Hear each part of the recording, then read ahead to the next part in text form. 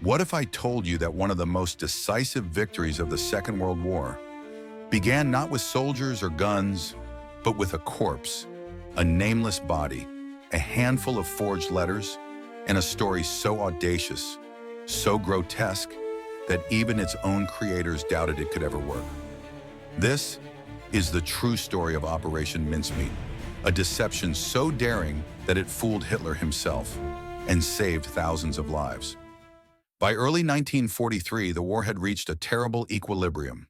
The Allies had beaten back the Axis in North Africa, but Europe was still in chains. Every planner in London knew the next step had to be the invasion of Europe. But where? Sicily was the obvious target, the gateway to Italy, the perfect springboard to strike at the Axis heart. But because it was so obvious, it was also the most dangerous place imaginable. German reconnaissance watched the Mediterranean like hawks. Any ship movement, any troop buildup, the Wehrmacht's spies would see it, and once the enemy guessed the invasion point, the beaches would become killing grounds. Inside a smoke-filled basement on St. James's Street, London, men from British naval intelligence studied the map. Winston Churchill himself had demanded ideas, bold ideas, ideas that would mislead Hitler's generals and pull their forces away from Sicily. The officers were exhausted. One of them, Lieutenant Commander Ewan Montague, looked up from his notes and muttered, "We need the enemy to believe what we want him to believe, and for that, he needs a reason."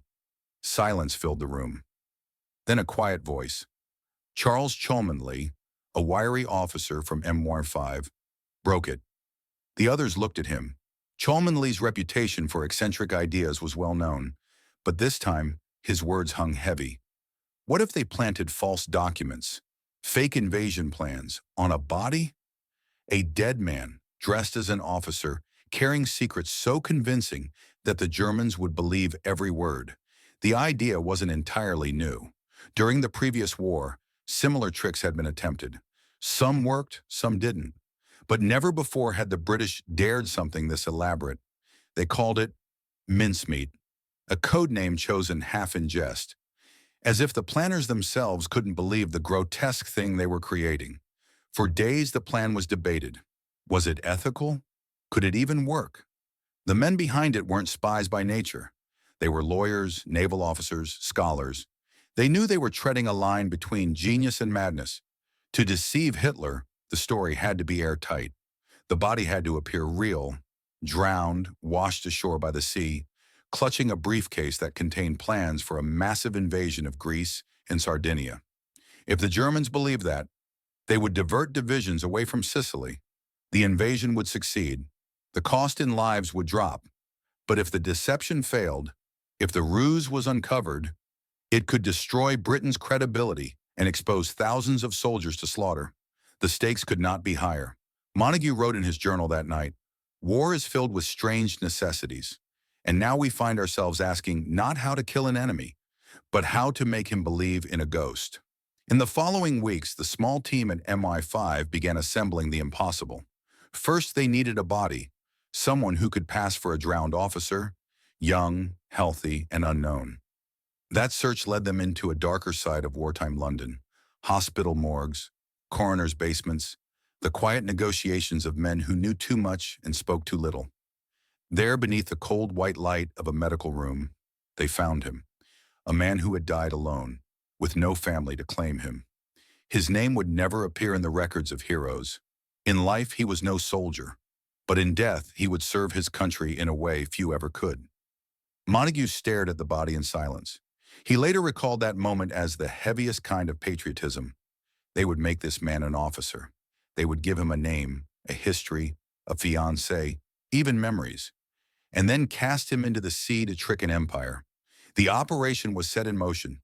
Under cover of night, in rooms filled with cigarette smoke and typewriter clicks, the ghost of Major William Martin was born.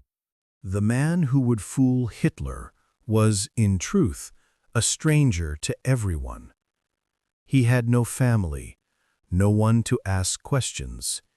His name, erased for secrecy, was replaced with another, Major William Martin, Royal Marines.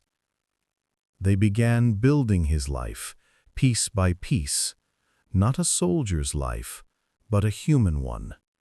Because spies knew one simple truth: no lie is complete without emotion. And so William Martin was given a soul. He had a fiancée named Pam. Her photograph was chosen carefully, a real woman, borrowed from a secretary in London, smiling softly in a summer dress. Montague thought it should look ordinary, nothing glamorous, nothing suspicious. They wrote her letters, love notes in a woman's hand, playful, tender, slightly sentimental. "My darling Bill," one read, "I miss you terribly. Don't forget to eat properly. All my love, Pam." A lipstick stain pressed onto the page completed the illusion. Next came the mundane things, the very details that made life believable. A silver cross from his mother, a theater ticket stub from a show he supposedly attended in London, a bill for a new shirt, keys, a pencil, a worn wallet, and even a bank overdraft notice, because even officers had debts. Each object was a story, each story a thread in a web meant to ensnare the enemy's confidence. They didn't just want the Germans to find the papers, they wanted them to believe in the man who carried them. As the plan developed, the mood inside the room shifted.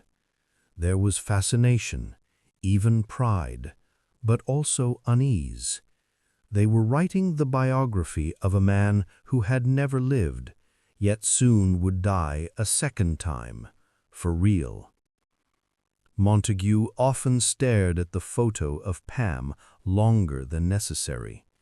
He later wrote that it was strange how easily they began to care for their ghost. "He became real to us. We spoke of him as if he were alive, and I think in some small way we wanted him to be." But even the perfect backstory needed the perfect delivery. The documents he carried, invasion plans, letters between generals, coded names of units, all had to look authentic. So the forgeries began. Paper was aged in cigarette smoke and sunlight, ink diluted to appear weathered. Every signature mimicked exactly from real files. One careless pen stroke, one wrong date, and the entire deception would unravel. The team worked through the night, the air thick with smoke and tension. Each man knew that history might hinge on the way a letter folded or the smudge of a fingerprint. And then came the moment everyone had dreaded: the final preparation of the body. In a secret mortuary room, beneath flickering lamps, they dressed him. The uniform of a Royal Marine fit perfectly, its insignia polished, its pockets filled with the objects of a life he'd never lived. No one spoke much. The air smelled faintly of chemicals and salt.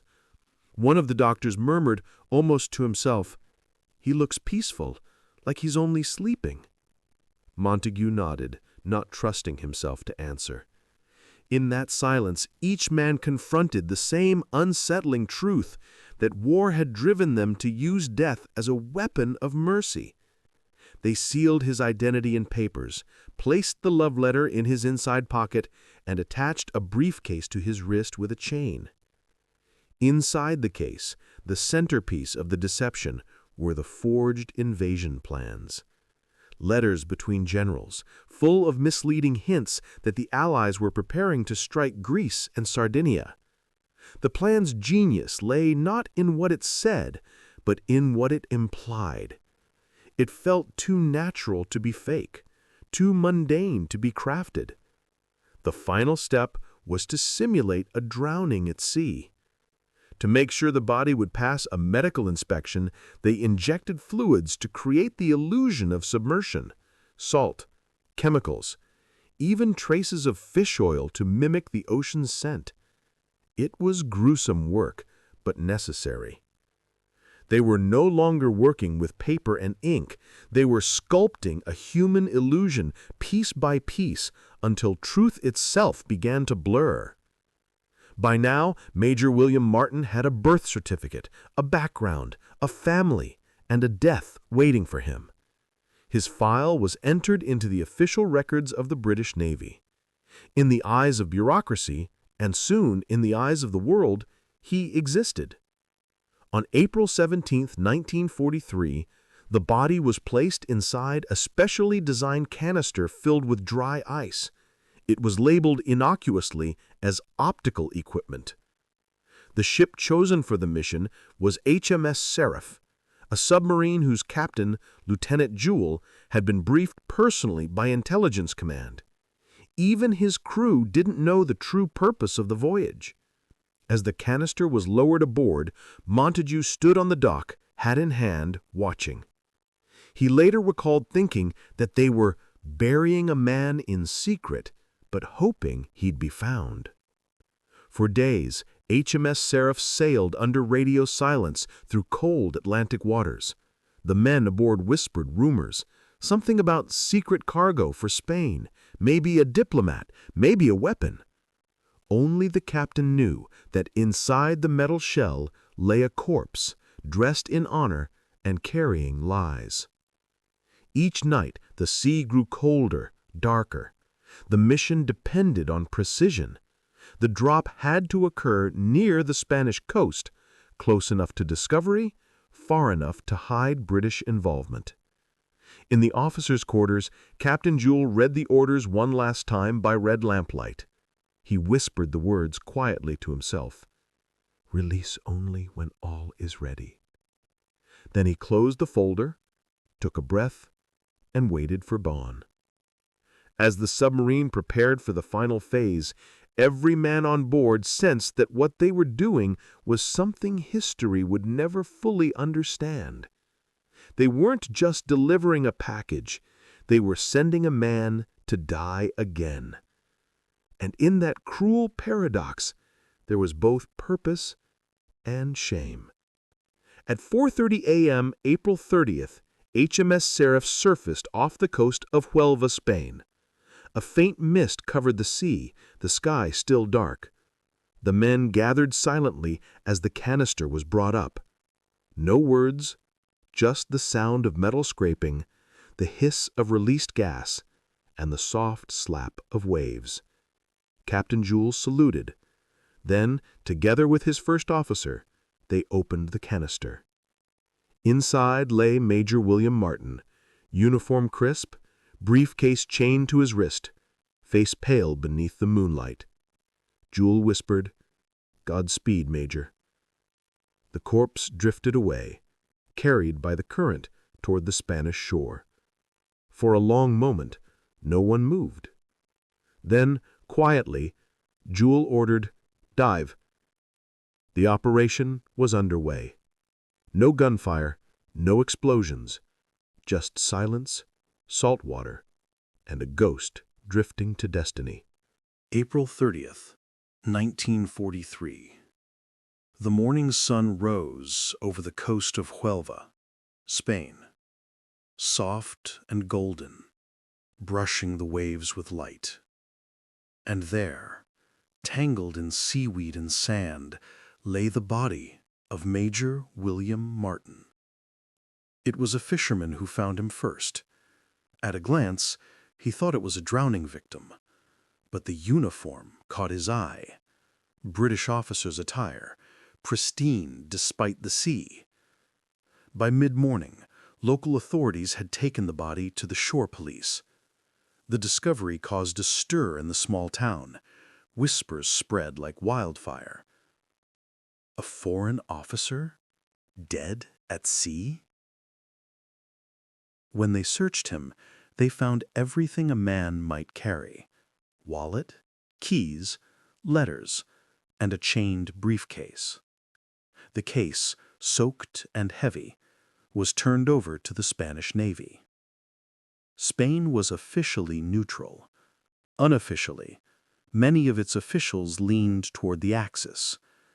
And in Berlin, the Abwehr, German intelligence, had deep connections inside Spanish bureaucracy. It was only a matter of time before the whispers reached them. In London, days passed in nervous silence.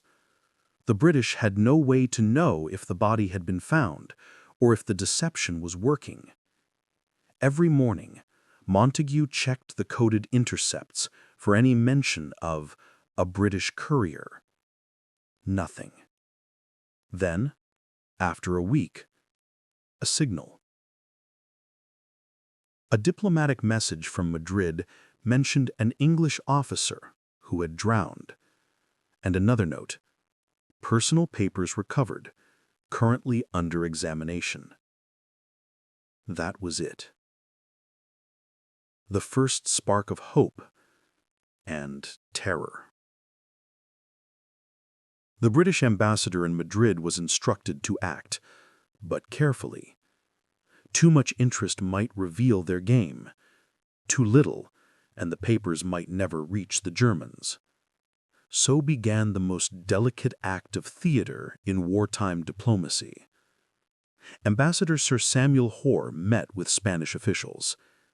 He played his role with precision, frustrated, anxious, but restrained.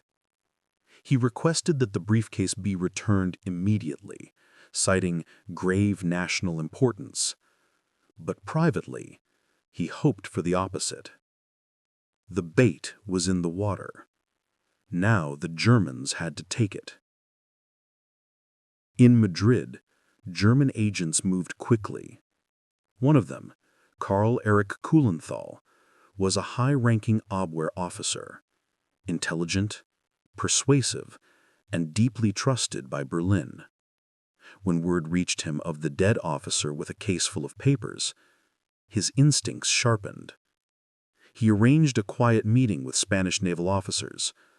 Over glasses of brandy and polite conversation, the case changed hands. Inside, the papers were still damp. They were carefully dried, photographed, and translated. Among them, letters between senior Allied commanders suggesting that Greece and Sardinia, not Sicily, were the invasion targets. It was exactly what the Allies wanted them to believe.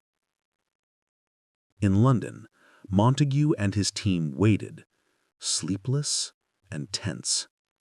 Every intercepted message was examined, every whisper from Spain dissected. Then one day, confirmation arrived.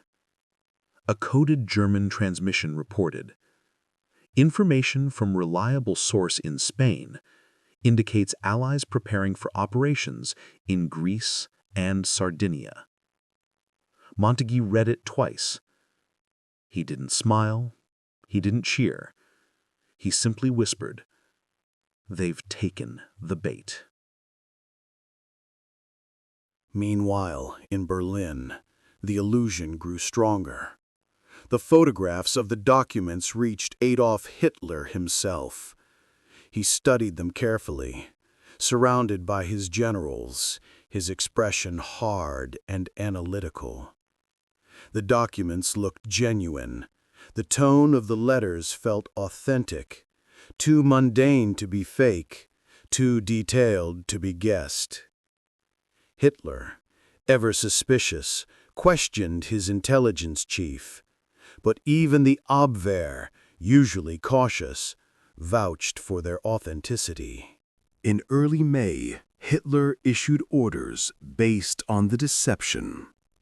German reinforcements were sent to Greece and Sardinia. Panzer divisions were moved away from Sicily, the real target. At that very moment, hundreds of miles away, Allied ships and troops were gathering for Operation Husky, the invasion of Sicily. The trap had closed perfectly. Back in Spain, the Spanish authorities, satisfied they had done their duty, finally returned the briefcase to the British Embassy. The seals on the letters had been tampered with, but cleverly resealed, exactly as planned. The deception was complete. When Montague finally received the case in London, he opened it in silence. Everything was in place. Nothing appeared disturbed, yet he knew the most important eyes in Europe had already seen its contents. He placed the case down gently and said quietly, "Major Martin has done his duty." In that moment, the room was filled not with celebration, but with a quiet reverence. They had used a dead man to save thousands of living ones, and the weight of that truth was heavy. Montague later wrote, "We had borrowed a life and spent it carefully in service of victory." But no one knew for sure, not yet, whether it truly had worked. The invasion of Sicily was days away. If the Germans still suspected the truth, all of this would have been for nothing. And so, as June approached, the world held its breath, waiting to see if one man's false life would change the course of history. July 9th, 1943. The night was black, the sea restless. More than 3,000 Allied ships gathered off the coast of Sicily, a silent armada preparing to strike. The invasion, codenamed Operation Husky, was the largest amphibious assault in history up to that point. And yet, it began under a veil of eerie calm, because the Germans weren't there. Hitler, convinced by the Major Martin documents, had shifted his divisions north. Tanks, aircraft, and thousands of troops were waiting in Greece and Sardinia, hundreds of miles from where the real blow would fall. When the first Allied troops landed on the beaches of Sicily, they met resistance, but far less than expected. What should have been a slaughter became a breakthrough. The plan had worked. The ghost of Major William Martin had achieved what armies could not. He had deceived an empire. In Berlin, Hitler's rage was explosive. Reports poured in confirming the Allied landings in Sicily, but even then he refused to believe the island was the real target. For 2 more crucial weeks, German divisions remained pinned in Greece, too far to help, too late to change the outcome. By the time Hitler realized the truth, the Allies had already secured their foothold in southern Europe. The gateway to the continent was open. Operation Mincemeat had succeeded beyond all expectation. Historians later called it one of the most brilliant deceptions of the war. But for those who had created it, the victory was bittersweet. In the quiet offices of British intelligence, Ewan Montague and his team finally allowed themselves to exhale. The plan, their fragile illusion, had not only survived scrutiny, but rewritten the map of the war. But none of them celebrated. There was no toast, no cheers, just a quiet acknowledgement and a moment of silence for the man who had made it all possible. The body of Major William Martin was buried with full military honors in the cemetery of Huelva, Spain. Its gravestone still stands today, overlooking the sea where he was found. It bears the words, "William Martin, Major, Royal Marines, died on duty, April 24th, 1943. Greater love hath no man than this." For years, no one outside the operation knew his true identity. The world believed the story as written, that Major Martin had been a real British officer lost at sea. But decades later, the truth emerged. Declassified documents revealed that the man who fooled Hitler had never been a soldier at all. His real name was Glyndwr Michael, a homeless Welshman who had died in London after ingesting rat poison. He had no family, no fortune, no fame, but in death he had been given purpose, and through that purpose, immortality. When Montagu learned his real name years later, he quietly arranged to have the gravestone updated. A small inscription was added beneath the original. Glyndwr Michael served as Major William Martin. And so history finally remembered the man who never lived and never truly died. Operation Mincemeat became a cornerstone of Allied deception strategy, a testament to how imagination and courage can turn the tide of war. But it also left a haunting question. How many victories are built on the backs of those who never had a choice? Ewan Montagu went on to publish a book after the war, telling the story for the first time. He wrote of the pressure, the sleepless nights, and the strange affection his team had for their phantom hero. He ended his account with a single line that still echoes through time. In war, even the smallest lie can save 1,000 lives. The deception of Major William Martin remains one of the most extraordinary feats in intelligence history, a story not of guns or glory, but of minds and morality. And as the years pass, the lesson endures. Sometimes, the greatest hero is the one who never existed.